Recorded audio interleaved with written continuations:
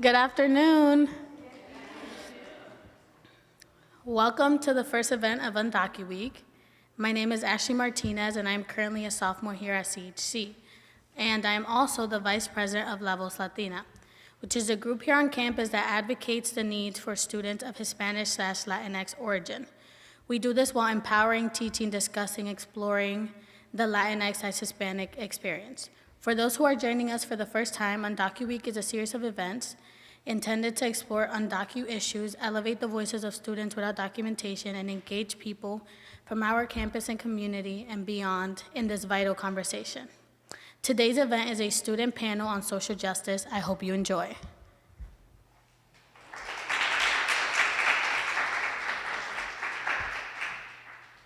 Welcome, everyone. Again, we're so happy that you're here. And I'm Anna Ryan Bender. I work in campus ministry.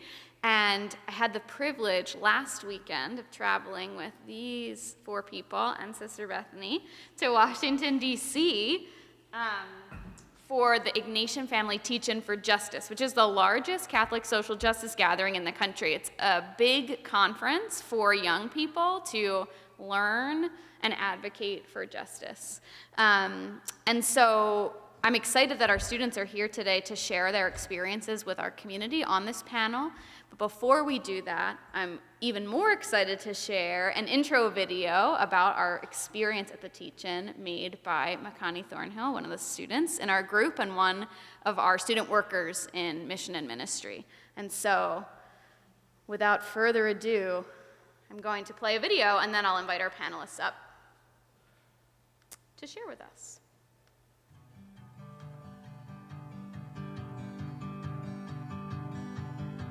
Going into it, I'm definitely a little nervous. I don't really know what to expect. I've heard all great things though, so. Coming out, I just hope to gain some new knowledge and learn about things that I'm a little ignorant. I'm graduating in May. I'm kind of looking towards, how I can incorporate social justice in my life going forward and in my career and my kind of chosen path.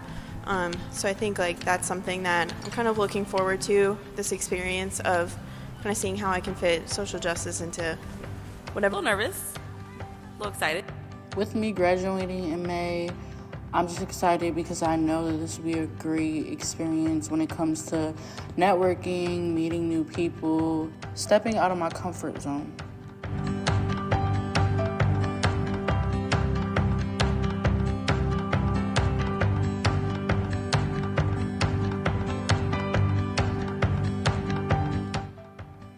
The Ignatian Family Teach-In for Justice is the largest Catholic social justice gathering in the United States. The Teach-In is a place for college students to be empowered, re-energized, inspired, challenged, and supported by a community that sees faith and justice as integrally linked. It's very important that Chestnut Hill College students have a chance to participate in the Ignatian Family Teach-In because it's really directly connected to our mission, which is desiring to build relationship in service of creating a more unified and just society. It taps into student passion for justice and empowers our students to learn, connect, to bring that passion back to our community, because it's really these issues of injustice that are or can be, obstacles to just relationship and a unified society. And so if we can learn how to address injustices on a micro and macro level, we're participating in that mission of creating a more unified society.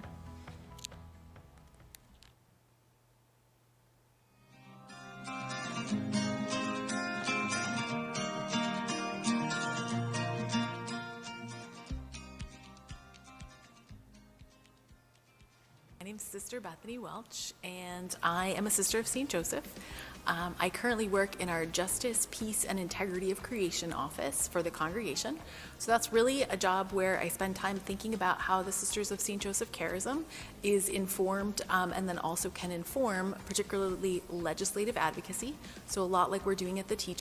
My experience of the Teach-In, this is my first Ignatian Family Teach-In for Justice, and I'm so inspired by the almost 1,800 young people, high school and college students who have come together to think about how education can be a motivating force for good, especially social change in our world.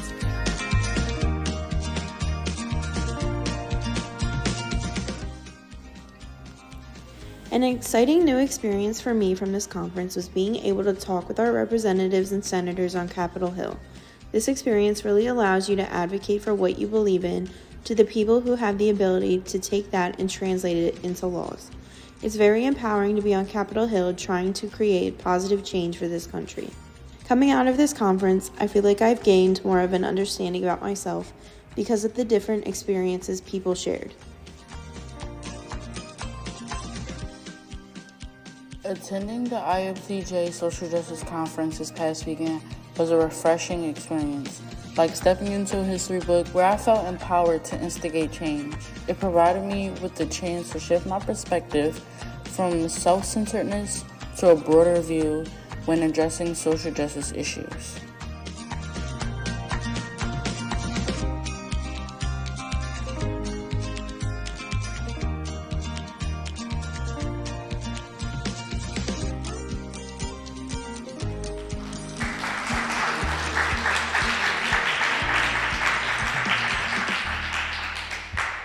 All right, panel, you're on. Oh, yeah.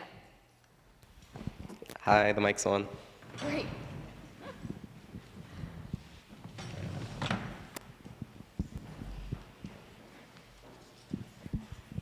Makani, thank you for the visuals, the beautiful visual that invites, everybody here in this room who wasn't able to be with us at the Teach-In to see a little bit and hear a little bit about what that experience was like. So I'm really excited to introduce our panelists today. We're just gonna go down the row and I'd ask you to share your name, your year, your major, and I'm gonna ask you a lot of other things, so that's enough for now. I'm Makani. I'm a senior. I'm media and communications with the digital media track. And Oh, could you say why you wanted to go to the Teach-In? well, part of the reason is because I just started my new position as the digital storyteller in campus ministry. And I had my school, Crystal Ray Philadelphia, was also connected with that. So I heard about it in high school, and it was kind of I missed it. So I was I had to take this opportunity now. So Thanks. Hi, I'm Alan. I'm a freshman here at Chestnut Hill. I'm studying computer science, and next semester I'm going to start studying math as well. It's been a very great experience, honestly, being here. And the reason why I went to the Teach-In was two. One was that lovely lady over there. I love Anna. She taught me so much. She was one of the first people that I met when I first got down here, and she was very crucial in my transformation into the school. Second, I do think that because of my privileges and the way I grew up, I'm very ignorant to a lot of topics, and some of these broad issues I don't understand a lot. And so I thought going would help me educate myself on these things, because I think that change comes with education. Thanks, Alan. My name is Rachel. I'm a senior here. I double major in history and law and legal studies. And I wanted to go to the Teach-In because I went last year and it was a really amazing experience, very informative.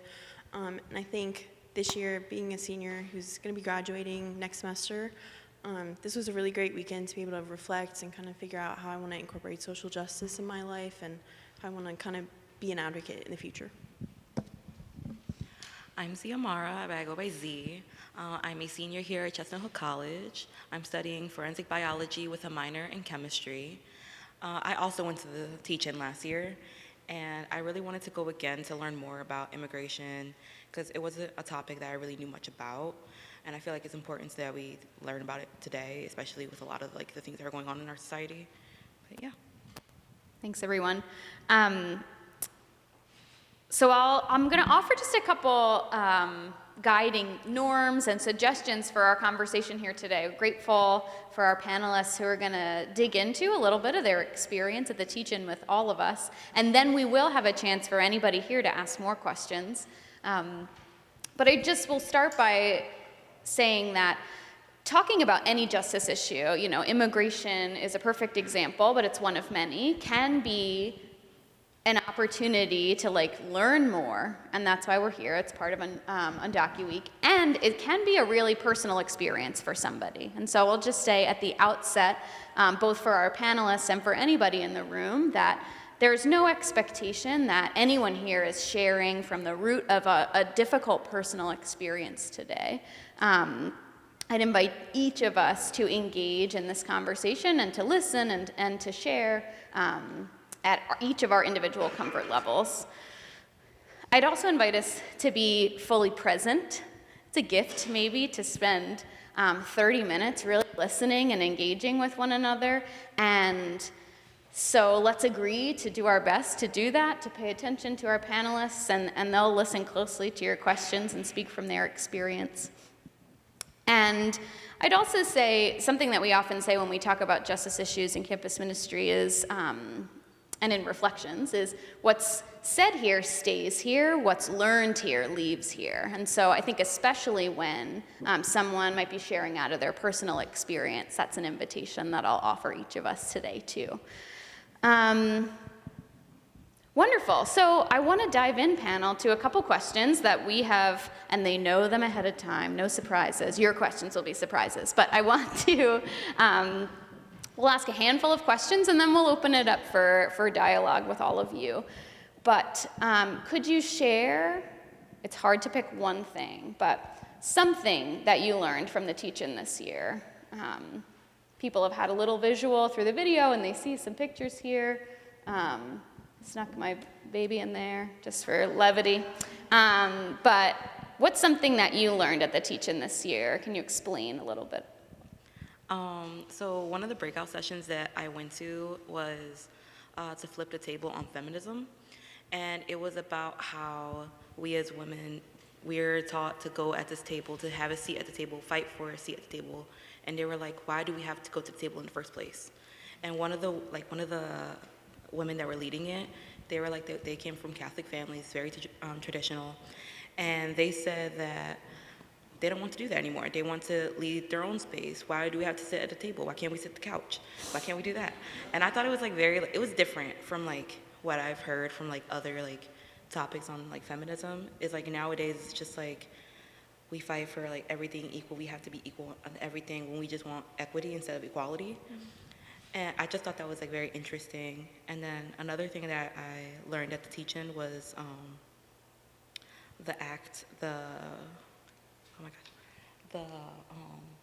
bill that we were trying to fight for, advocate for, and it was the bill that got immigrants or non-citizens it was a shorter time period that they can work in the U.S. and they can have more opportunities to get money and be sustainable. It was a lot, but yeah.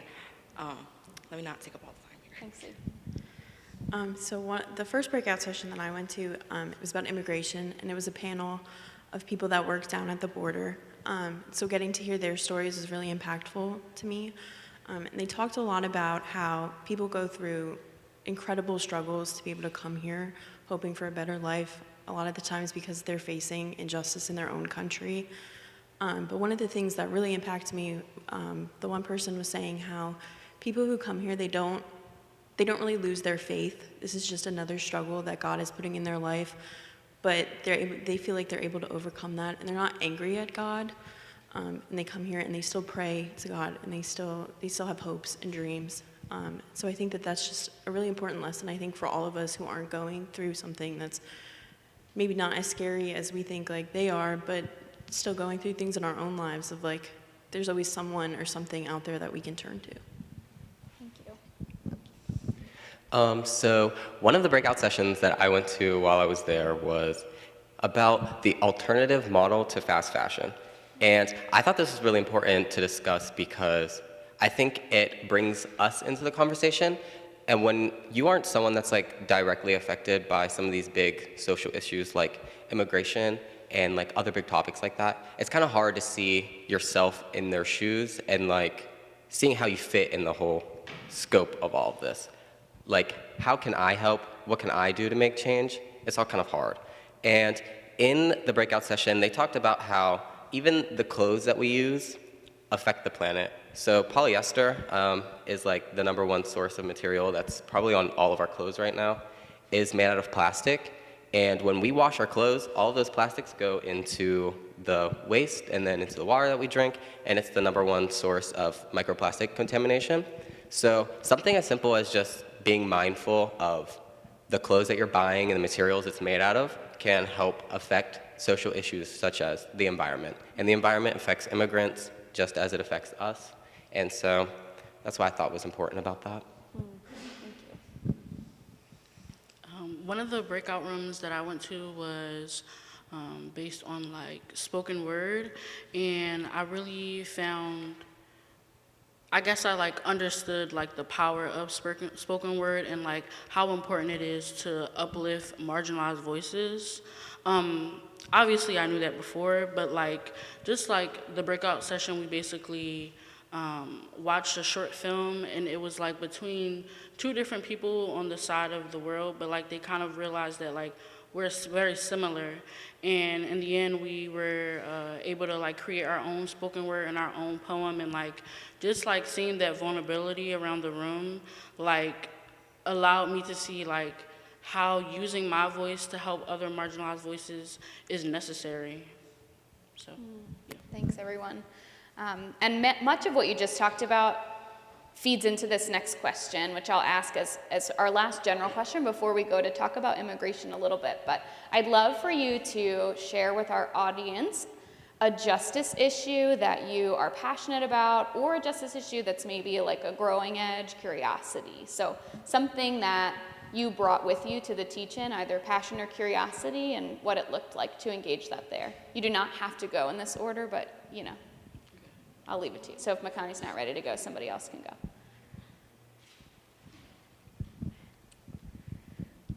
So I think one justice issue that I'm passionate about is criminal justice reform. And so there was a talk that I went to, it was about ending the death penalty. And so I think like bringing that to the conference, and then also to the future career in law that I want to go into. A criminal, social justice issue that I was passionate about is criminal, oh my gosh, you got me saying criminal justice. Your passion is just rubbed off on Zoom. Gun violence. Because like in high school, I was we did a lot of advocacy for ending gun violence, especially after the Parkland shooting in Florida. So I went to a couple of protests at City Hall, one in DC. So I was very passionate about that. And I saw the teach-in, they had a breakout session where it was about gun violence and about a pipeline. And what I learned there was that there's like a big pipeline that is, we're like held so many disadvantages are against a certain group of people that it leads them from going to like, they have no economic stability, and then it leads all the way up to no health care, which leads to no like mental stability, which leads to them turning to gun violence, like that they can sustain themselves and their families. And I thought it was like really interesting that we have this whole pipeline that nobody knows about, and everybody just blames it on, oh, it's just how they are. They just blame it on like stereotypes. And I thought that was very interesting because they connected gun violence to immigration in a way. And yeah, so. Thanks. Okay.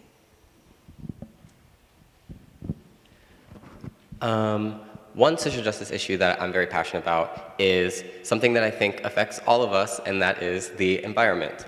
And I think that it has the most tangible effect. We can see it on our everyday lives. Like, for example, 2 weeks ago during Halloween, it was like 89 degrees outside. That's crazy. I remember like 5 years ago, I was being yelled at by my mom to put a hoodie over my Halloween costume. And I just think that seeing that pipeline was kind of crazy. And going to the beach this summer with all the wildfires and stuff, you couldn't see the sun. It was all smoky outside. Things got closed. And I just think it's something that affects all of us. All social issues affect all of us, but this one affects us to an unearthly extent. Without the world, there wouldn't be any other social issues to fight for. Without the world, there wasn't really be much for us to do at all, actually. And I think it matters so much to me because I want kids, right? And I want my kids to have kids, and I want like my name to like pass down and like my legacy. And I won't have a legacy nor a name if my children can't have a world to live in, or my children's children can't have a world to live in. So. Thanks. A social justice like issue that I'm really passionate about is like preserving and saving spaces for people of color. I went to a breakout session that was about Black San Francisco and how it's slowly dying. And the main issue is that it's slowly dying, but yet they have a $180 billion fund for it. So it's just things like that, because I feel like people of color deserve to stay in their communities, deserve to have generations in one place or wherever they choose to have them in. So it's just like that, being at the conference and seeing like my passion or like something I'm very passionate about, like being addressed, at least someone's talking about it. Especially me being from North Philly, Philadelphia is changing very quickly. Things that I've seen as a child aren't there anymore. Parks, mom and pop shops, places I've gone when I was a child. So just like, yes, that's all I have to say. Yeah. Thanks, Connie. And thanks to all of you for that. I want to circle back to some of the themes here, but not yet. First, I want to ask you to talk with our audience a little bit about immigration, which, as you maybe have heard and saw in the video, is one of the two key advocacy issues for the conference. So 2 days, Saturday and Sunday, we were in breakout sessions and talks, hearing from keynote speakers. And then on Monday, last Monday, was that only a week ago? Woo! A week ago today, we were on Capitol Hill meeting with the staffs of our senators and representatives advocating for immigration reform and also environmental justice. And Z alluded to some of the legislation that we were talking about. So immigration as a justice issue is central to why we're here for Undocu Week. It's important to our community at Chestnut Hill. And I wonder if you four, based on our experience at the teach-in or your experience here in our community, could share something you think people don't know about immigrants, the experience of immigration, what might be a difficulty of being an immigrant in the US, either from your own experience, what you've learned from others. We talked a lot about misconceptions about the experience of immigrants. And so, yeah, I wonder if you could share a little bit about like immigration as a justice issue and how you engaged with that while we were in DC. Something I learned is like the harsh realities of actually being an immigrant. I know Sister Bethany, I believe she said that she's been at the border, and like just hearing those like hard truths of how life is really like for them. And then I think also like, I can be honest, I was very like ignorant in my head of like what I thought an immigrant life would look like. Like, oh yeah, like they like potentially do a job or something like that is under the table, and it's just like, even those ignorant thoughts, like I'm glad that I was able to like dismiss them when I'm just like, no, these are people who don't have IDs, who don't have driver's license, who like are in a, I couldn't imagine just being misplaced or placed somewhere and like I don't know the language, I don't know anybody, I don't know where I am. So just like hearing those hard truths really helped me like open my mind to like, this is real life, not the stuff you see on the internet or the TV shows that like talk about it. Like this is real. So Thank you.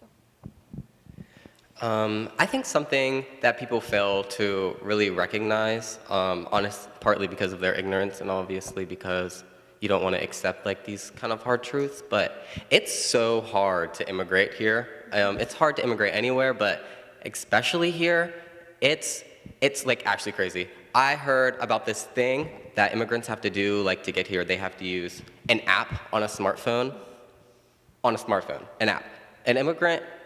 Some immigrants aren't gonna have smartphones And if they have a phone, who says that it's going to be smart? I thought it was kind of stupid that we require them to have technology to be able to come here when a lot of them are leaving because they can't get those needs met. And then when they get here, they can't get jobs because they have to be on a waiting list to get a permit. And then they have to take care of their families if they have them, but they can't get jobs to take care of their families, so they're relying on the government, but the government doesn't want to help them. I just think it's so incredibly hard, and then people have such like a misconstrued idea of why immigrants come here. I've heard a lot, like especially as a child, from family members that the immigrants are here to take our jobs, rah, like they're some scary people, but Dad, like your coworker is trying to take your job too. All the people are trying to take your job. Everybody wants a job. Like, I don't get it. And they can't even get jobs to try and take your job. So, yeah. I think similar to that, like kind of like what Alan was saying, it's very difficult to come here and to be an immigrant, especially when you're seeking asylum. So you're running from persecution in your own country. And even after you leave your own country, there's a lot of really difficult things you have to go through, and waiting on the border in Mexico is not an easy experience whatsoever. And so, like, even after leaving your own country, there's a lot of danger that you go through. And I think it's very difficult for us in our places of privilege here to understand what that experience is like. And kind of like Alan was saying, there's a lot of misconceptions that people have about immigrants, and they talk from a place of fear and hate. But we are called to love other people, as we know here. And if we love life, then we should be protecting life. And we can only do that with kindness and with love and with tenderness. And that's how we should be approaching immigration. And that's how we should be looking at immigrants. And we should be looking at them as a family and not as people who are outsiders coming here, trying to steal our jobs or something like that. So, excuse me. So, a lot of people, like, what I learned at the teach-in was that a lot of immigrants, they face a lot of prejudice when they're trying to immigrate over here. And I heard one story where they were like, they have to prove why they're seeking asylum, but a lot of them can't prove that they're, like, why they're seeking asylum. And then it's just like back to like what I learned at the breakout session was like the pipeline of like them trying to prove that they're here to like get a better life. They can't because they have so many disadvantages against them. And like a lot, like Alan said, like there's so many stereotypes with like against them. It's just so bad. And then they're just trying to do their best. And then there's so many stereotypes on like, oh, they're bad people, but they're not. They just want a safe life for like their families and themselves. And then when we were looking up our like representatives, I don't remember which one, but one of them, he was against criminals coming into the country, but he was okay with people seeking asylum. But like with the way we have to prove like, oh, I'm seeking asylum, but you have to prove why you're seeking asylum, it's a mess. But yeah. Thanks, Z. We saw in the video Z like doing really diligent research about every single representative and what they thought about every issue. She said, I'm so excited to put my internet stalking skills to use here. My last question for the panel before we're gonna give the audience a chance to have conversation with you is, I wonder if you can tell us a little bit about like the world that you hope for, that you want to see. So if you had a magic wand and could wave away an issue of injustice, what might you choose to address? Makani's like ready if you're gonna go. Go ahead, Z. I feel like if I had a magic wand and we could just wave it around and like one thing can change, maybe empathy, like make people have more empathy, or like basically like have like compassion for other people, because like again with like the proving that you need help, that like if somebody says I need help, just like all right, what can I do, you know? Bam. Thanks, Z. I don't want to be the person that seconds everything, but I definitely second Z's opinion. Like, I just think if I could wave a wand around and fix everything, it would just be like, I don't have a better word other than empathy, but living the world right now in the state that we're living in, I think it's just like so hard to see people put money over people. put like ego over people, or like I don't know, it's just hard to see people just be so cruel. And I think if I could change something, it would definitely be people to just like empathize and like put yourself in others' shoes, because I really think that's the root of it all. Like, being someone who's in power and having the option to be on the right side of history and choosing to not be on the right side of history just because of money and right now, when it's just like you're not thinking ahead of like more than yourself. So yeah, that would. Thanks. Sorry to be number 3, but I agree with those two. It's good that you agree. Yes. I would rather you agree. Because I would honestly love to say I want to wish away the immigration policies or wish away all the bad things in the environment. But the truth of the matter is, if we wish all those things away, they're going to come right back up, because we didn't change the way we thought about those things. We didn't change the way we went about causing those things. All of those stuff is just going to repeat themselves if we don't change how we think. I realized the words that was like to say empathize, I really need people to care. There is so much that we see on the media and on our phones, and like I feel like we just have an overload of everything, and like people do not care anymore, and it's like so sad to see, because care, that's it. Just care just a little bit. You might not be able to control like your like actual like life because of like other circumstances, but to just care and have like some type of companionship. Like, I don't know, when I see other people, I don't think of them as strangers or enemies. Like, at the end of the day, you're my brother, you're my sister. If I see an elderly woman on the bus, I'm gonna get up because I care. It's just, I want people to care more, that's it. Thanks. So I hate to just agree with everyone, but I think like similar to what I was gonna say is that I think like the dehumanization of life is just like one of the biggest kind of evils in our world, and it seems like it's only getting worse some days. And so I think like everyone's kind of said, the thing that I would wish is that we would all just treat each other with a little more dignity and respect, that we don't get to choose who we give that to, but that we bring that with everyone, and we bring a little love to everyone, and kind of give that in every interaction we have, people we know, people we don't know, that I think if we just treated each other with a little bit more kindness, the world would kind of be a little bit better, and we could overcome some of these justice issues that have just been a problem for so long. Thank you, panel.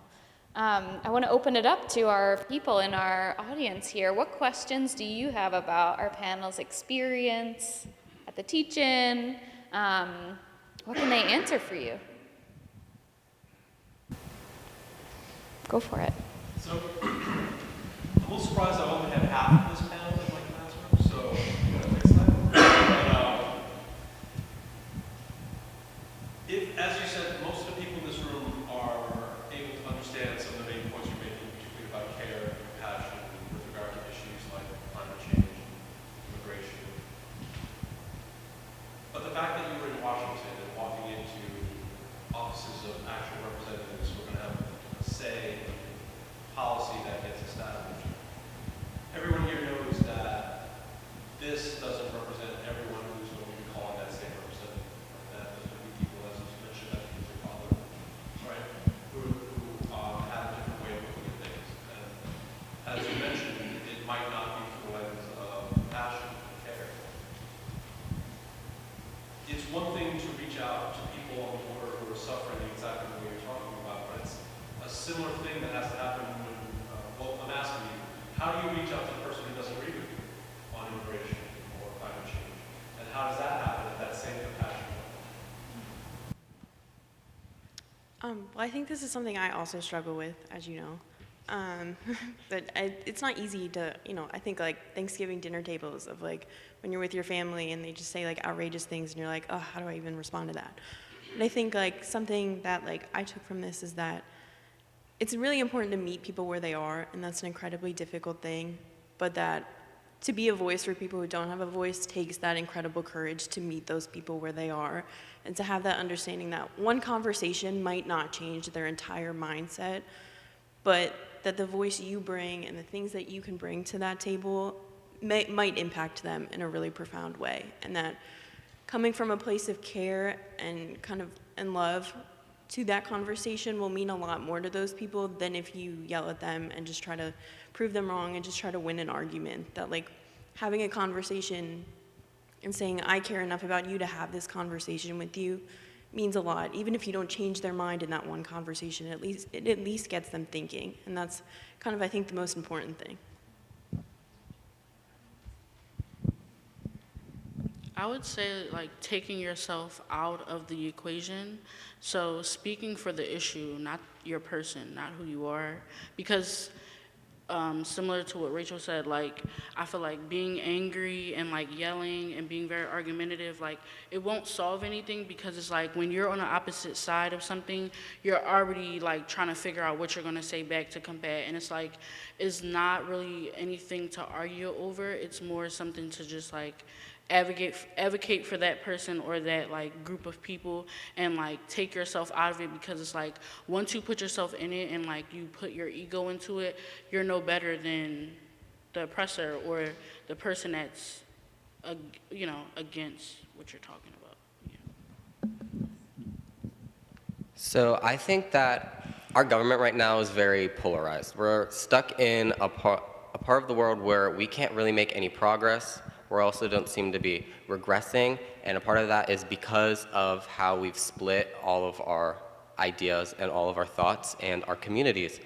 The only talk you hear when you think of politics or social reform or the environment, the only thing you hear is, are you a Democrat or are you a Republican? And I think that is the most negative thing in the world, because it shouldn't matter if you're a Republican or if you're a Democrat. I think everyone's views are important, and the reason you don't understand each other is because of the ignorance that you have or the perspective that you don't have.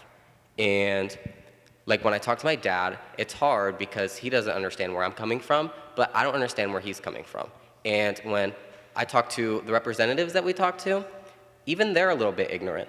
One of them told me about clean coal, whatever that means, and that was it kind of just opened my eyes that the only reason that we're so stuck in place and we can't move anywhere or go anywhere is because none of us are willing to agree with each other, and none of us are willing to understand one another, and we're all just stuck. We're all just in one side or the other side, and there's no in between, and there's no middle.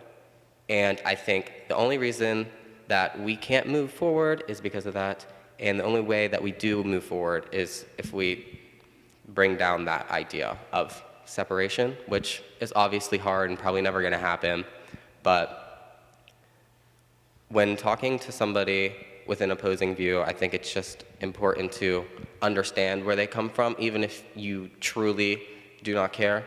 I don't care how the economy is affected by immigration reform, because people matter more than money. I don't care about any of that kind of stuff. It always leads back to the economy, I'm not going to lie to you. But yes, when talking to somebody that is an opposing view, I just think that you have to understand where they're coming from as much as they have to understand where you're coming from and come to an agreement.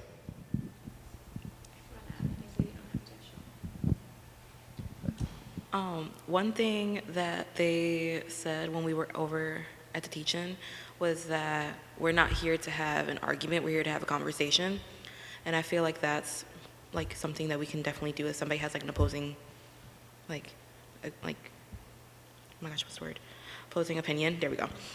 And like something I learned in my sociology class this week was like, if you argue with somebody about like what their view is, they're gonna double down on it.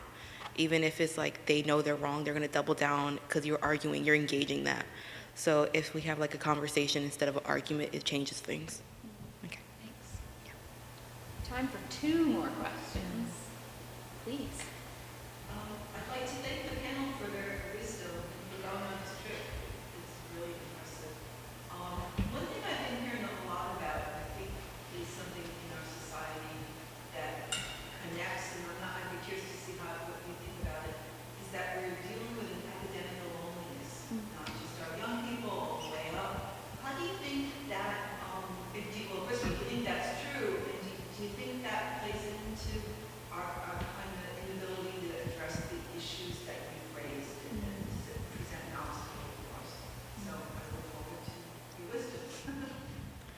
I feel like we do have a big like thing of loneliness in our society now, especially because like social media, we're just always on our phones, like looking at like big issues in our society, but we don't really act on it because we're just like, if I share it enough, it'll reach a different group of people and then they'll do something about it.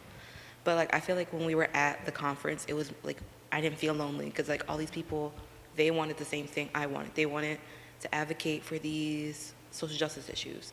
So I feel like definitely in today's with like the social media and the like internet, AI, technology and all that, we do have like a sense of loneliness because of that. But like coming together to like fight for like one thing that we all wanted definitely like brought us together for that. I do agree. I think that loneliness is a big issue. You know, my friends and I talk about that all the time of how like you just feel lonely sometimes and you don't like, I don't think there's any reason to it, but I think that that's true. But I think like Z was saying, it's really empowering to be in a room with like 2,000 other people and to all be kind of like thinking about social justice and being able to come together in that space. And so I think that that's really important for people to remember, that we're very communal people as humans, and that finding your little groups and finding the people that you can connect with, whether you talk about social justice or even just to hang out and do whatever, that finding people you're not lonely with is really important, that it's very empowering, you know, just to know that you have a group that supports you and that's behind you. I think that really speaks volumes for you in whatever you do. I also do think that the loneliness is a pandemic. I think that after COVID, and then especially because of social media and all other kinds of platforms, it makes people feel very singular. Because I'm on my phone and I'm scrolling through TikTok and I'm seeing Black Lives Matter, immigration reform, environment. I'm seeing all these different kinds of things, and instead of being part of the conversation, I'm simply listening to these people talk, and I'm like, wow, that's cool, but like, what can I do about it? I can't do anything about it. Before I came to this thing, I went into all politics like, I can't do anything about it. My vote doesn't matter. My opinion doesn't matter because I'm one person. And that's a pandemic. That's the problem. That's why nothing can change, because all of us are in our own little bubble and we're not doing anything about it. Because I don't want to speak up, because what if someone else doesn't think like I do? Or what if everyone else thinks against how I do? But when you do speak up, like I am right now, I found all these wonderful people that think just like me, and then I found 2,000 more people that think just like me, and I hope that some people in here think just like me. And it's so powerful to be able to speak and to say your truth and to say your words, because it makes you realize that just because you feel alone doesn't mean you are alone. I 100% agree with there being an epidemic of loneliness, especially in our generation. But I think the epidemic of loneliness is being charged by, first, social media, but also just like not being a part. Because I feel like even as someone who cares about social justice issues, like it's hard to scream one cry and not the other. So I feel like I feel loneliness when I feel like I'm not representing everyone, because there's so much going on everywhere all at the same time. And I just think it's important, like Rachel said, like to just lean into your community. And growing as just an adult, you realize that sometimes your communities, the people in your community don't think like you. So I feel like combating the epidemic of loneliness would be to like go on social media and maybe connect with other people who are interested in the same thing as you. Like I think that yes, social media has its negatives, but I think people can use it in a way to like help cure the loneliness. I feel like I've met a lot of like social justice organizers just by me like reposting stuff from the conference. So it's just like even that, and networking and talking to people and like leaning into people who think like you, like Alan said, is just like, it's just powerful. It's powerful to feel not lonely when you're all used to be lonely people. Yeah. Thanks, team. One final question. Oh, Sister Michelle. I just want to say again, thank you. It's really inspiring to hear your experience. And so my question is an either or question. Is there something, Alan, I think in the video we heard you say, I'm not sure what to expect. So is there something about the weekend, about those days together that really surprised you, or that you didn't expect that happened, that you were grateful for, more, or what did you really learn about yourself by being together in that space with people? I feel like we've heard some underlying things, but what would you say you really learned about yourself? So either of those questions. I guess I'll do the latter. One thing I learned about myself is that it's so okay to do things that make you uncomfortable. Something about just college in general and just being here, and obviously, like, I'm a freshman up here. Like, I've been here for like 4 weeks. I'm like talking to you all guys, and like, I'm like nervous, but there's something super empowering about being up here and being able to talk to you guys, and that you guys care about what I have to say.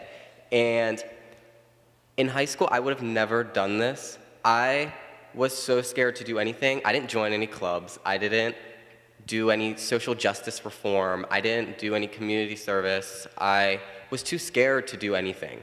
And when I came to college, I was like, you're gonna have a good time, you're gonna do these things, you're gonna sign up, you're gonna do stuff. And I've had the best 2 months of my life that I've ever had, just because I've been with these people. I went to this conference and I was nervous as all heck, but I got through it, and I came out learning and becoming something much greater.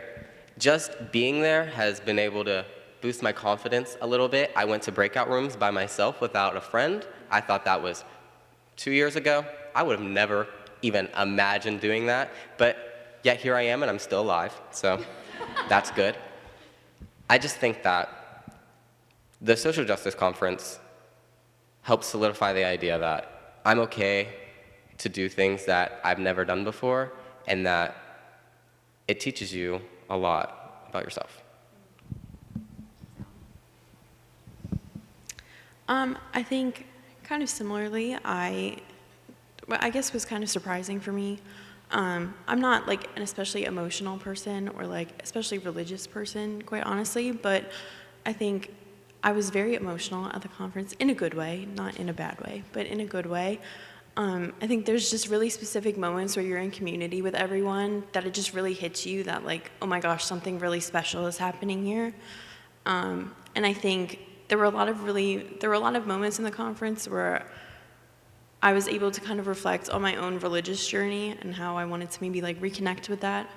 And so I think like that was surprising to me that I was able to kind of reflect so much about myself, like kind of personally. One thing I learned about myself at the conference was that I actually love doing service. If you told me 2 years ago that I would be doing service every once in a while, I try, I wouldn't believe you, because like I thought like community service was like pick up trash on the side of the road, or like you're doing like things you don't really want to do. But like I learned a lot about post-grad services and how like the benefits and like what you get to do and how you really do give back to the community. And I really like that, and I really think I might do it. I'm not sure yet. There's a lot. Okay, but yeah, again, like what like Alan and Rachel said, is like it is a lot, but it's good, you know. Yeah.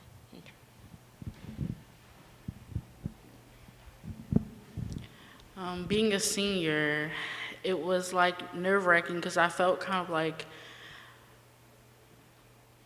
you're old, so you can't be nervous, like you can't be like shy, like you gotta just be here and not be like you're not in high school, so like get it together. But I think I learned a lot about like what I actually want to do. I'm in love with film, so that's still what I want to do, but I just realized that like being able to be a voice for marginalized voices and like doing that is like what I'm passionate about. Like I think this like being at the conference like helped me learn like which route I want to take my journey, and like being able to meet with like different postgraduate programs, it kind of was like there are options for me and I don't have to be like starving to make a movie. I can like actually learn and like be in community with other people who are all thinking like the same thing and have the same thoughts. So Thank you, panel. And thanks for everybody for, let's give our panel a round of applause as I invite Jacqueline up to close us out. Yeah, I just want to thank everyone for attending the panel, and once again, thank you to the panelists for your experience and everything that you learned about yourselves and about these justice issues. And I think we learned that it's important to keep this conversation going, and in order to do so, I invite you all to participate in our other Undocu Week events coming up throughout this week. Be on the lookout for emails and social media postings each day detailing the upcoming events. Specifically on Wednesday, join us here again in the East Parlor at 2 o'clock for a panel led by the Sisters of St. Joseph and the staff at the Welcome Center, where they will share their experience of meeting the buses of asylum seekers here in Philadelphia. Thank you again for joining us at the student panel, and we hope to see you throughout the week. Oh, and there's snacks over there.